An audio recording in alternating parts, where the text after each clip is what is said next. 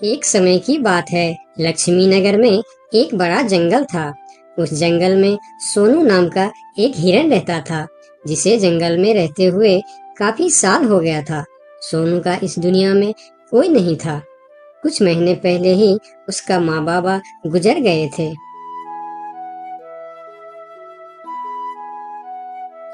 इसीलिए इस जंगल में रहते हुए उसे काफी अकेलापन महसूस होता था।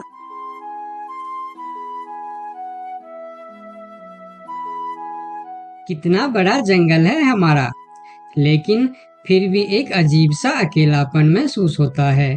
काश मेरा भी कोई दोस्त होता तो कितना अच्छा होता। तभी वहां से एक तेंदुआ और सियार गुजर रहे थे। सोनू को अकेला देखकर दोनों उसके पास आए और बोलता है, अकेले अकेले क्या कर रहे हो? हमसे दोस्ती कर लो, हम है ना तुम्हारे साथ रहने के लिए। क्या मैं तुम दोनों से दोस्ती कर लूं? तुम लोगों को काम है दूसरे को बेवकूफ बनाना और उनका खाना चुराना और परेशान करना। तुम दोनों से दोस्ती करके मैं गलत चीजों के अलावा और कुछ नहीं सीखने वाला। इससे अच्छा तो मैं अकेले ही ठीक हूँ। अब तुम दोनों यहाँ से जा सकते हो।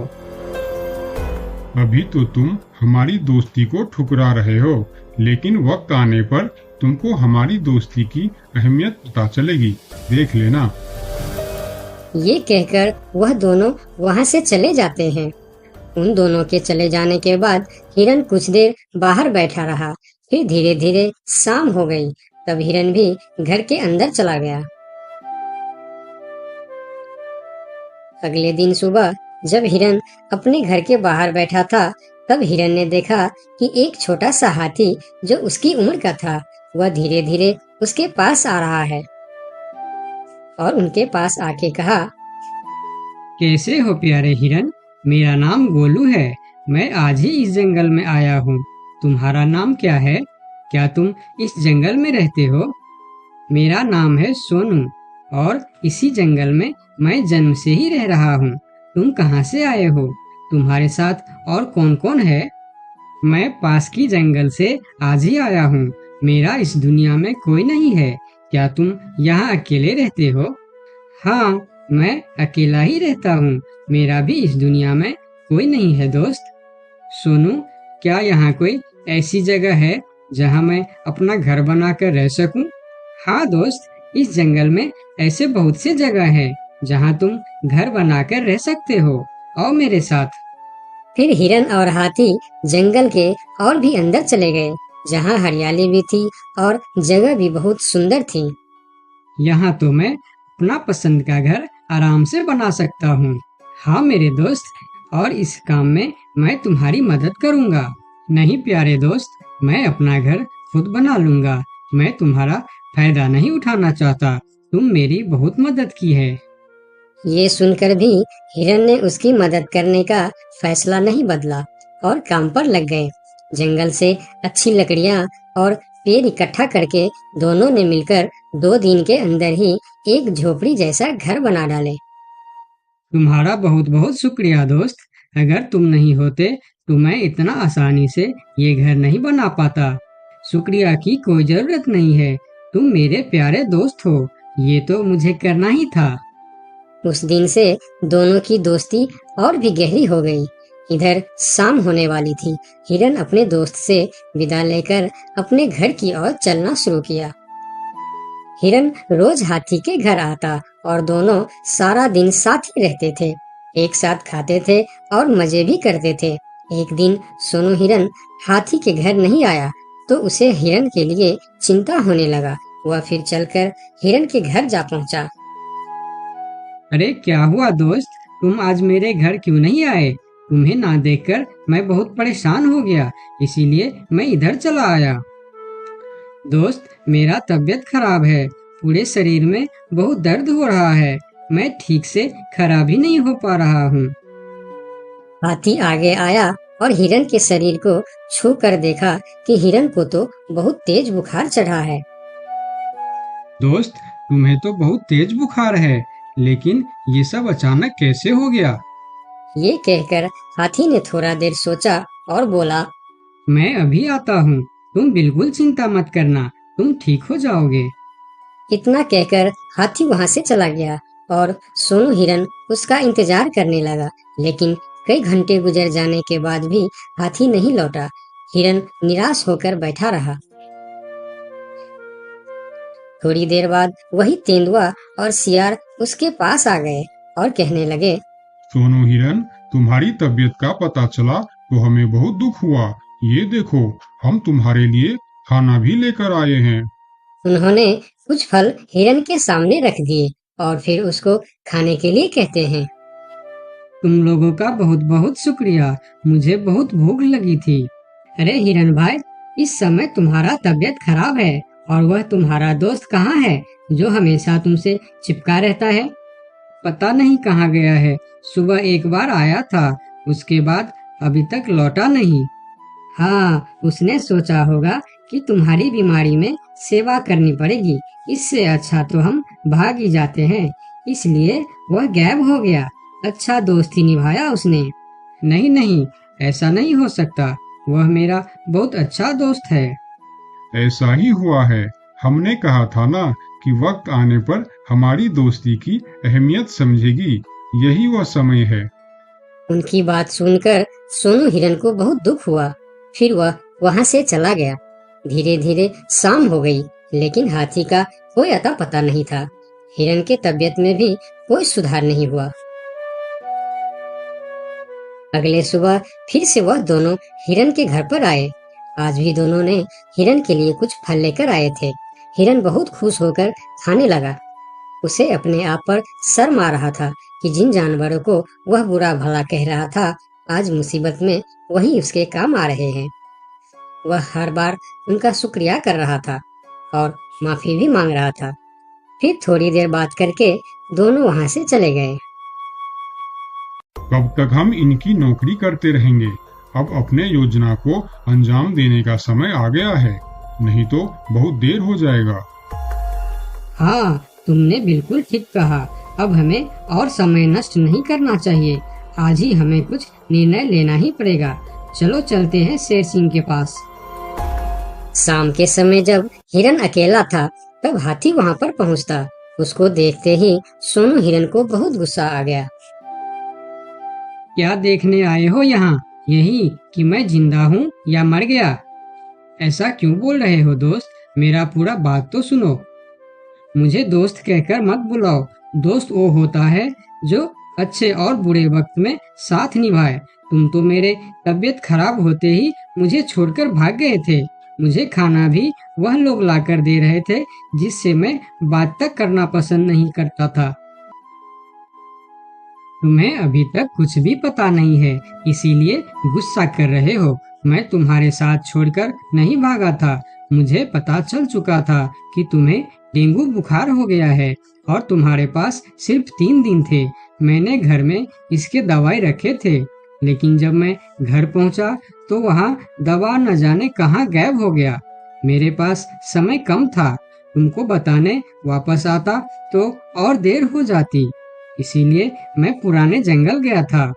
वहाँ से तुम्हारे लिए 2 दिन का सफर करके यह जड़ी बूटी लाया हूँ। इसे खा लो दोस्त, वरना सुबह तक तुम्हारा बुखार नहीं उतरा तो मैं मेरे सबसे अच्छा दोस्त खो दूंगा। ये सुनकर सोनू हिरन के आंखों में आंसू निकल आए। उसने तुरंत वह जड़ी बूटी खा ली। मुझे माफ कर दो दोस्त, न जाने मैं कैसी तुम्हारी दोस्ती पर शक कर बैठा। यकीन मानो, तुमको वापस देखकर मुझे बहुत अच्छा लग रहा है।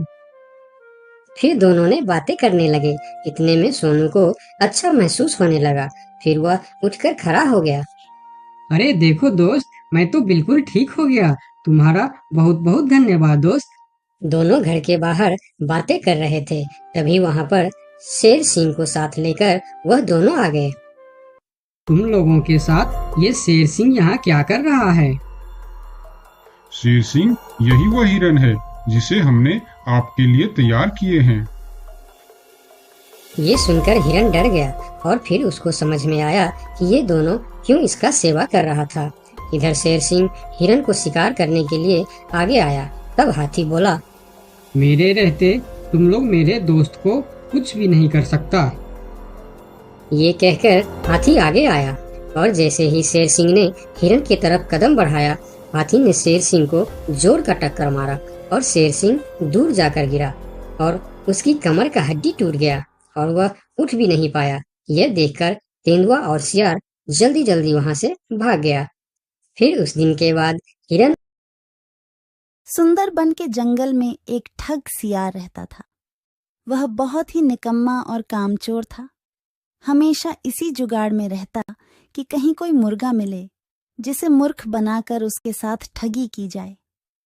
एक दिन अरे बंदर भाई, कल रात में मैंने आपको सपने में देखा। अरे रहने दे सियार, तू अपना सपना अपने पास रख और मुझे जाने दे। ऐसा बोलकर बंदर चला गया। धीरे धीरे सारे जानवर सियार की हरकत को जान चुके थे, इसलिए कोई भी जानवर उसकी बातों में नहीं आता था। अब सियार समझ चुका था कि इस जंगल में उसकी दाल नहीं गलने वाली, इसीलिए वह दूसरे जंगल जाने का निश्चय किया और अगले दिन सियार अपने जंगल को छोड़कर दूसरे जंगल की तरफ निकल पड़ा। दूसरी जंगल में पहुंचते ही दिन भर जंगल का जायजा लिया और शाम होते ही एक गधे को देख उसके पास गया और रुककर बोला, गधे भाई, मैं इस जंगल में नया आया हूँ और शाम भी ढल चुकी है। क्या मुझे एक रात रुकने के लिए आपके पास शरण दे सकते हो? हाँ हाँ, क्यों नहीं। अभी तो तुम इस जंगल में नए हो और हमारे लिए मेहमान हो, और मेहमान तो भगवान के समान होते हैं। ऐसे कहते हुए गधे ने सियार को अपने पास रोक लिया और उसे सम्मान के साथ भोजन कराया। भोजन करने के बाद दोनों आपस में बातें करने लगे। सियार ने गधे से बोला, अरे गधा भाई, इस जंगल में पीपल के पेड़ के पास एक तालाब है, जानते हो उसके बारे में? हाँ हाँ, पीपल के पास एक तालाब है। वह तालाब कीचड़ से भरा पड़ा हुआ है। उसका पानी भी बहुत गंदा हो चुका है। यहाँ का कोई भी जानवर उसका पानी नहीं पीता है। सियार ने अपनी आवाज को धीमा करते हुए बोला, क्या तुम जानते हो, वह सोने चांदी का तालाब है। उसके अंदर ढेर सारा सोना और चांदी छुपा है और उस तालाब का मालिक मैं ही हूँ। सियार का बात सुन गधे ने चौंक के बोला, ये तुम क्या बोल रहे हो सियार भाई? तालाब भी कहीं सोने और चांदी का होता है? मैं भी ऐसे ही सोच रहा था। मुझे भी इस तालाब के बारे में कोई जानकारी नहीं था, लेकिन कुछ ही दिन पहले मेरे पिताजी मरने से पहले सारे संपत्ति मेरे नाम की। उसमें यह तालाब भी है और आज मैं अपने संपत्ति देखने के लिए ही यहाँ पर आया हूँ। यकीन नहीं होता तो यह थैली में देख लो, जो मैंने अभी इस तालाब से निकाला है। सोने के गहने निकालकर गधे को दिखाया, जो उसे ठगने के लिए उसने अपने साथ लेकर आया था। गहने को देखकर गधे को सियार के बात पर विश्वास हो गया और बोला, अरे हाँ, ये तो सचमुच सोने चांदी का है। तब तो तुम बड़े ही भाग्यशाली हो, इसलिए तुम्हारे पास ये सोना चांदी का तालाब है। अब सियार मन ही मन खुश हो रहा था। उसे तो इसी बात का इंतजार था। गधा भाई, मुझे इस संपत्ति से कोई भी लालच नहीं है। मेरे पास मेरे जंगल में और बहुत सारे संपत्ति है जो मेरे पिताजी ने मेरे लिए छोड़कर गए हैं। मैं तो यहाँ तालाब बेचने के लिए आया था। सोचता हूँ तुम भले जानवर दिखते हो, क्यों ना तुमको ही यह सब बेच दूं। मुझे, यानी यह सोने का तालाब मेरा हो जाएगा और मैं इस तालाब का मालिक बन जाऊंगा। बेचारा भोला भाला गदहा सियार की चिकनी चुपड़ी बातों में बहुत आसानी से आ गया और गधा सियार से सोने का तालाब खरीदने को तैयार हो गया। दोनों के बीच 4 सिक्कों का सौदा तय हुआ। ठीक है सियार भाई, मैं अभी जाकर हिरन के पास से 4 सिक्का लेकर आता हूँ। मेरे पास अपना घर न होने के कारण मैं अपनी सारी कमाई हिरन के पास ही रखता हूँ और जब भी मुझे जरूरत पड़ता है मैं उससे ले लेता हूँ। ठीक है गधे भाई, लेकिन ध्यान से, जंगल में किसी को इस बात का पता नहीं चलना चाहिए, वरना जंगल के सारे जानवर मेरे पीछे ही पड़ जाएंगे। ऐसा बोल सियार गधे को भेज देता है और गधा हिरण के पास जाकर अपना सिक्का मांगता है। गधे भाई, घर में सब ठीक तो है ना? आज आपको अचानक से 4 सिक्कों का क्या जरूरत पड़ गया? अरे वह अपने जंगल में जो तालाब है ना, मैं उसे खरीद रहा हूँ। तालाब खरीद रहे हो? क्या करोगे तुम तालाब खरीद के?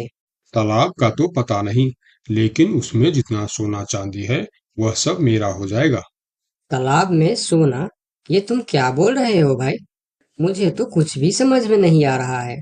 मुझे डर है कि तुम कहीं कोई परेशानी में ना आ जाओ। देखो, तुम मुझसे कुछ भी मत छुपाओ। क्या बात है? साफ साफ बताओ मुझे। हमारे जंगल में एक बहुत ही अमीर सियार आया है। ढेर सारी संपत्ति है उसके पास। और तो और, हमारे जंगल में जो तालाब है ना, जिसे हम लोग गंदा नाली समझकर उसका पानी भी नहीं पीते हैं, उस तालाब में ढेर सारा सोना और चांदी है। उसने तो मुझे उस तालाब से सोने का गहना भी निकाल कर दिखाया है। उसी तालाब को मैं खरीद रहा हूँ। हम दोनों के बीच 4 सिक्कों का सौदा हुआ है। मुझे तो वह सियार मूर्ख ही मालूम पड़ता है, जो इतने सस्ते में सोने का तालाब बेच रहा है। मूर्ख वो नहीं, मूर्ख तुम हो। भला तालाब भी कोई सोने चांदी का होता है? अरे गधा भाई, तालाब से पानी निकलता है, सोना नहीं। मैं भी ऐसे ही सोच रहा था, परंतु उसने मुझे सोने निकाल कर भी दिखाया। गधे भाई, मुझे वह कोई ठग मालूम पड़ रहा है, जो तुम्हारे आंखों में धूल झोंक कर तुम्हें झांसा दे रहा है। मैं एक तरकीब बताता हूँ, जिसे दूध का दूध और पानी का पानी हो जाएगा। कौन सा तरकीब हिरन भाई? तुम ऐसा करो, उस सियार से बोलो कि मेरा हिरन भाई ने कहा है कि लिखा पढ़ी होगा तभी मैं उसे 4 सिक्का दूंगा, और अगर बिना लिखा पढ़ी से ही काम हो जाता है तो मैं सिर्फ एक ही सिक्का दूंगा। अगर वह तालाब सच में सोने की है तो वह लिखा पढ़ी जरूर करेगा, नहीं तो वह एक सिक्के में ही मान जाएगा। हिरण की बात सुनकर गधा हाँ में सिर हिलाया और सिक्का लेकर सियार के पास पहुंचता। सियार भी गधे के आने के इंतजार में उतावला हो रहा था। गधा पहुंचते ही सियार से बोला, सियार भाई, मेरा हिरन भाई ने कहा है, यदि आप लिखा पढ़ी के लिए तैयार हो तो मैं आपको 4 सिक्का दूंगा, वरना बिना लिखा पढ़ी के आप एक सिक्का ले लो और मुझे यह तालाब दे दो। सियार ठग किसी तरह से जल्दी करके सिक्का लेकर वहां से जाना चाहता था। वह बोला, अरे गधे भाई, तुम बड़े अच्छे और भले मालूम पड़ रहे हो। तुमसे क्या लिखा पढ़ी कराना। चलो, तुम एक ही सिक्का दे दो। अब गधे को समझने को कुछ बचा ही नहीं था। गधे को समझ में आ गया कि सियार उसको ठगना चाहता है। ठीक है सियार भाई, कोई भी शुभ कार्य करने से पहले मुंह मीठा करना जरूरी होता है। मैं अभी लड्डू लेकर आता हूँ, आप यहीं रुको। गधा जंगल से 2-3 जानवरों को बुला लाया और सियार की जमकर धुनाई कर दी। किसी तरह सियार वहां से जान बचाकर भाग